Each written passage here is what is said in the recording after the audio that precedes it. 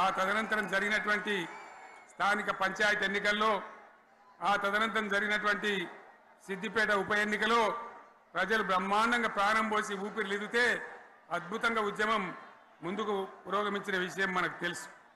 60 ఏళ్ల సమైక్య పాలనలో తెలంగాణది ఎంత గోస, ఎంత దుఃఖం, ఎంత వేదన, ఎంత హింస, ఎంత అణిచివేత చూసినామో మనందరికీ కూడా బాగా తెలుసు. గోదావరి కృష్ణనీళ్ళు దక్కకుండా తరలిపోతే తల్లి సనుబాలకు నోచని పిల్లల్లాగా తెలంగాణ బిడ్డలు రోధించారు. కరువుల కాటకాలకు గురయ్యారు. అర్ధరాత్రి కరెంట్లు పెట్టబోయి పాములు గుట్టి తేలు గుట్టి చాలా భయంకరంగా అనాథల్లాగా చనిపోయినారు. ఆ రకంగా జరుగుతూ ఉంటే ఇక్కడ ఉన్నటువంటి ఆనాడు కాంగ్రెస్లో టీడీపీలో ఉన్నటువంటి నాయకులు పదవుల కోసం పెదవులు మూసిండ్రు తప్ప ఏనాడు నోరు తీసి కొట్టాడలేదు. గులాబీ జెండా ఎగిరేదాకా కనీసం తెలంగాణ సోయిని కూడా ప్రదర్శించలేకపోయినారు. మీ అందరికీ తెలుసు, తెలంగాణ కోసం అవసరమైన ప్రతి సందర్భంలో పదవులు త్యాగం చేసిన వాళ్ళు బీఆర్ఎస్ బిడ్డలు అని చెప్పి నేను గర్వంగా మనవి చేస్తా ఉన్నా. కానీ పదవుల కోసం తెలంగాణను ఆగం చేసిన వాళ్ళు ఆనాడు ఉన్నటువంటి కాంగ్రెస్ నాయకులు అని చెప్పి కూడా నేను మనవి చేస్తా ఉన్నా.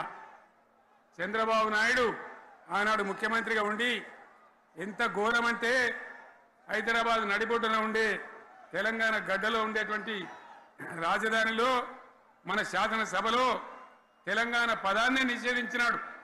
తెలంగాణ అనవద్దని స్పీకర్ ద్వారా రూలింగ్ ఇప్పించినారు. ఇదే జిల్లాకు చెందినటువంటి ప్రణయ్ భాస్కర్ గారు ఆ రోజు ఎమ్మెల్యేగా శాసనసభలో తెలంగాణ అంటే అది నేరమైనట్టుగా పరిగణించి తెలంగాణ పదాన్ని నిషేధించేటువంటి ప్రయత్నం చేసినారు. మిత్రులారా, మీకు అందరికీ చరిత్ర తెలుసు. ఆనాడైనా ఏనాడైనా ఈవెన్ ఈనాడైనా తెలంగాణకు విలన్ నంబర్ 1 కాంగ్రెస్ పార్టీ అని మనవి చేస్తా ఉన్నా. మనందరికీ కూడా తెలుసు ఆ విషయం. తెలంగాణ హైదరాబాద్ స్టేట్ పేరుతో ఉన్ననాడు ప్రజలు వద్దంటుంటే కూడా బలవంతంగా తెలంగాణను ఆంధ్రతో కలిపిన వాళ్ళే. ఏందా బాబు, ఏందా పనిలేదా రెడ్డి, ఎవరెవరు పోండి, మీరు మీకేం పనిలేదా?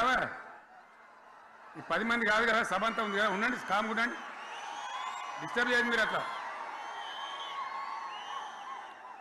బలవంతంగా ఆనాడు ఆంధ్రలో విలీనం చేసింది కాంగ్రెస్ పార్టీ, జవహర్లాల్ నెహ్రూ.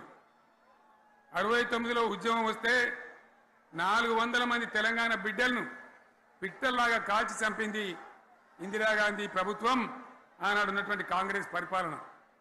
మళ్ళీ 2001 నుంచి మనం విజృంభిస్తే నంగనాచిలాగా ఇదే కాంగ్రెస్ వచ్చి మన బలాన్ని, మన ఊపును చూసి పొత్తు పెట్టుకొని తెలంగాణ ఇస్తామని నమ్మబలికి మనతో పొత్తు పెట్టుకున్నది కూడా మీరు చూసినారు. మళ్ళా ఎగ్గొట్టే ప్రయత్నం చేసినారు. 14 ఏళ్ళు ఏడిపించినారు.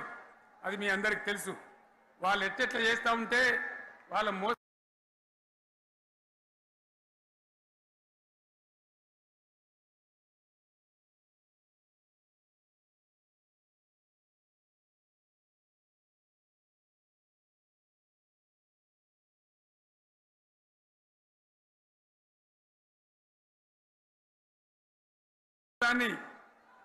కప్పేయడానికి నేను ఇదే జయశంకర్ పార్లమెంట్లో ప్రతిపక్షాలని కాంగ్రెస్ గొంతు పట్టుకుంటే అప్పుడు దిగివచ్చి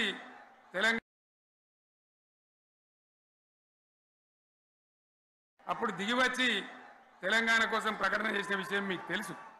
మళ్ళీ ప్రకటన వెనక్కి తీసుకొని మళ్ళా వెనుకకు పోయినారు. ఆ తర్వాత సకల జనుల సమ్మె కావచ్చు, సాగర హారాలు కావచ్చు, వంట వార్పులు కావచ్చు, అనేక రూపాలలో విజృంభించి మళ్ళీ భయంకరమైన పోరాటం చేసినాం. మళ్ళీ 3 ఏళ్ల తర్వాత వాళ్లకు రాజకీయ అవసరం ఏర్పడి ఆనాడు వచ్చి మళ్ళీ తెలంగాణ ఇస్తామని ప్రకటించి వాళ్ళకి ఇష్టం లేకపోయినా తెలంగాణ సృష్టించినటువంటి ఆ సుడిగాడుపులుగా తట్టుకోలేమని భయపడి తెలంగాణ ఇచ్చిన విషయం కూడా మీకు తెలుసు. తదనంతరం ప్రజలు మనకు అధికారం ఇచ్చినారు. దాన్ని మనం ఏదో అధికారం అనుభవించడానికి తీసుకోలే, బాధ్యతగా తీసుకున్నాం. ఎంత బ్రహ్మాండంగా పనిచేసినాం. రాష్ట్రాన్ని మన చేతిలో పెడితే ఎక్కడున్న తెలంగాణను ఎక్కడ తీసుకొని పోయినాం. అనేక రంగాలలో